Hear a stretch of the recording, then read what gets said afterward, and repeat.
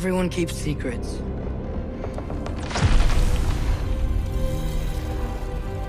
Sometimes it's the only way to protect the ones we love.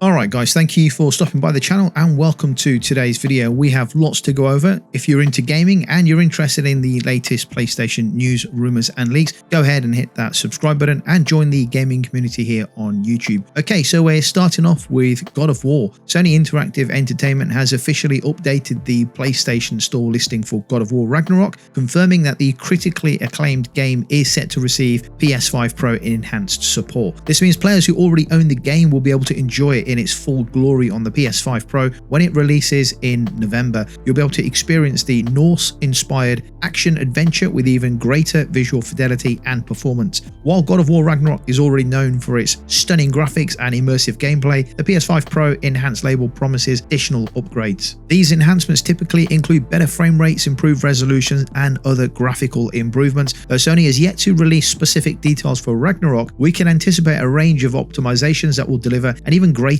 gaming experience on the more powerful hardware. One of the major features that players can look forward to on the PS5 Pro is PlayStation Spectral Super Resolution, otherwise known as PSSR. Described by Sony's Hideaki Nishino, PSSR uses AI-driven upscaling, which leverages machine learning to dramatically enhance image clarity and by adding intricate details. This advanced technology is expected to take God of War Ragnarok's already breathtaking world to the next level, offering an even sharper, more vibrant experience. And it's not only God of War Ragnarok that will be PS5 Pro Enhanced. Last time of checking, I believe there were over 60 games that were PS5 Pro Enhanced. Some of these games are going to look absolutely stunning. A personal highlight of mine will be to go back and revisit games like Returnal and Demon Souls. Even if those games are not specifically PS5 Pro Enhanced, they will receive a PS5 Pro boost, meaning they will run and feel a lot smoother on the Pro. And just to let you know guys, as soon as the PS5 Pro was actually confirmed, I've stopped playing the PS5 base model. Well, that's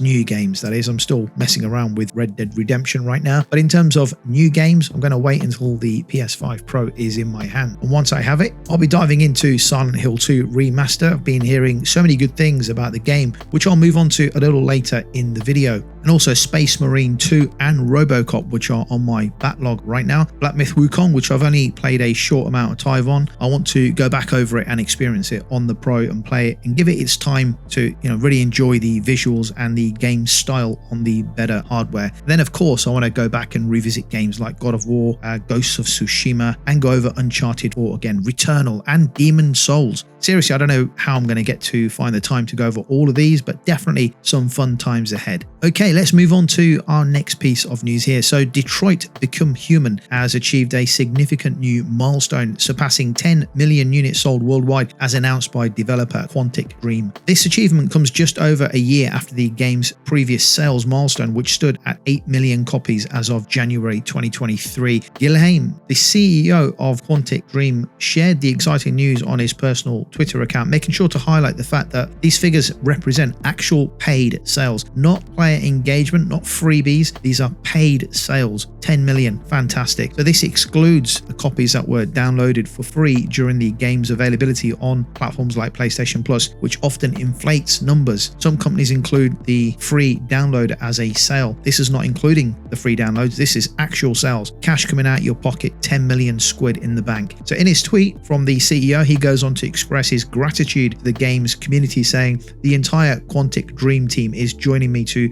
proudly announce that Detroit Become Human has sold in excess of 10 million paid units on PlayStation and PC. We are extremely grateful to each and every one of you who played the game. You mean the world to us, and we couldn't have achieved this incredible milestone without you. It's a testament to the continued popularity of Detroit Become Human, a game that challenges players with complex moral choices in a futuristic world where androids seek freedom and humanity." Despite being released in 2018, the game has maintained momentum, adding another 2 million sales in under 2 years since the last major update.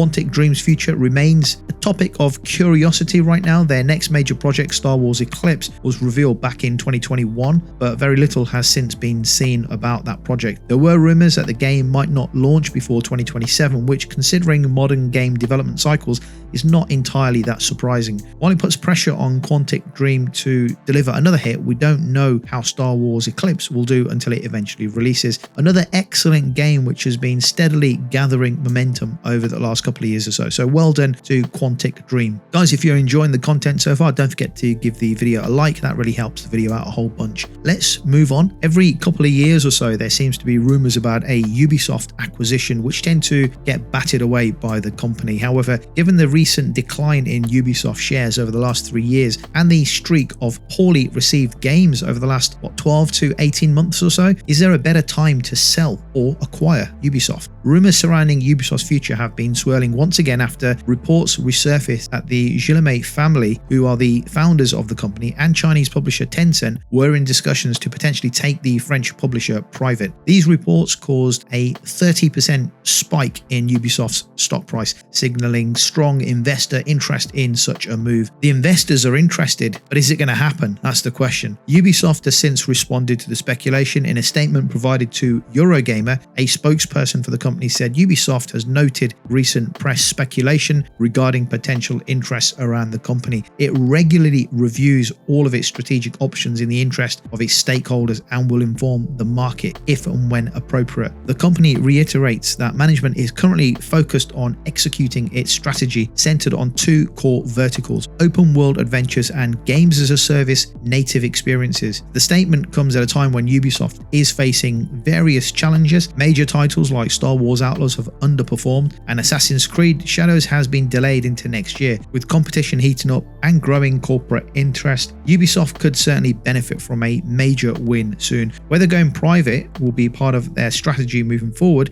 remains to be seen, but the industry is watching very, very closely. Given that Assassin's Creed Shadows has been pushed back into 2025, reportedly coming out in February, but let's watch this space and see what happens. The backlash following what people have seen of Shadows is quite interesting. So whether that game performs well or not, who knows, but it needs to perform well. Otherwise, there seriously could be an acquisition on the table. Let's move on to Silent Hill 2. The original director of Silent Hill 2, Masashi Tsubayama, has shared his excitement and approval of the upcoming remake being developed by Bloober Team. The classic survival horror game originally released in 2001 and has become a cornerstone of the horror game genre. Gamers have been really keen to get their hands on the remake, especially given the fantastic reviews Silent Hill 2 Remake has been receiving over the past few days. Tsubayama recently praised Bloober Team for their work in updating the game for modern audiences. He pointed out how the advancements in technology have allowed the development team to achieve things that back in 2001 he could only have dreamt of. Tsubayama goes on to say that games and technology are constantly evolving, resulting in significant differences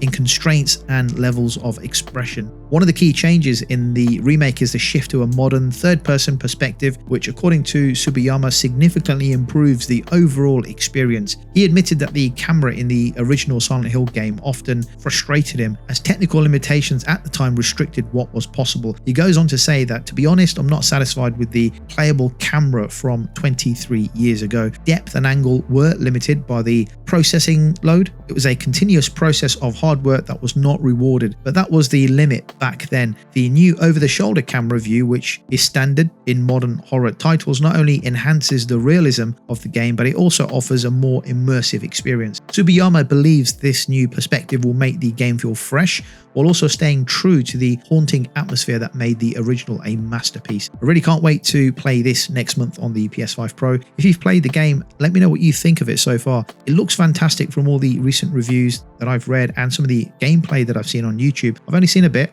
and read a bit, as I don't really want to spoil it, but yeah, really looking forward to this next month. Let me know your thoughts in the comments down below. Thank you for watching. If you like the video, give it a thumbs up, and I'll catch you on the next video.